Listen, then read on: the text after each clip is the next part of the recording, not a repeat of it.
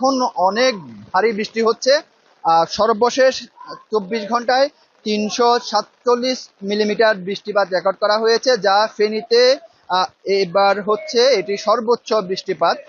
তবে আপনি দেখছেন যে এটি হচ্ছে যে ফেনী শহরের যে প্রধান সড়ক শহীদ শহীদুল্লাহ কায়সার সড়ক, এই সড়কের এখন অবস্থা দেখছেন। এখানে যে সকল যান্ত্রিক যে সকল পরিবহন রয়েছে সে সকল যান্ত্রিক পরিবহন একদমই চলাচল করছে না। যে সকল প্যাডেল রিক্সা রয়েছে সেগুলো চলাচল করতে দেখা গেছে।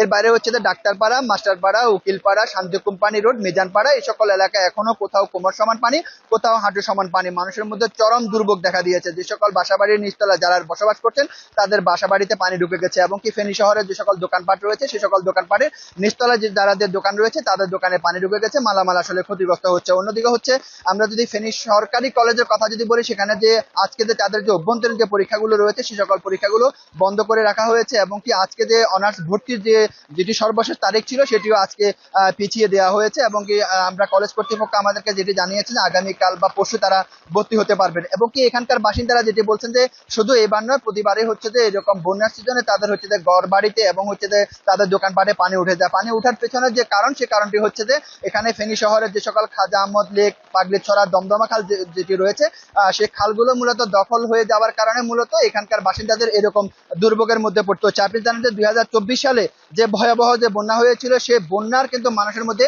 এখনো সে আতঙ্ক কাটেনি। এখন যে বৃষ্টি হচ্ছে সেই বৃষ্টি এখানকার বাসিন্দাদের মধ্যে আরো আতঙ্ক বাড়িয়ে দিচ্ছে।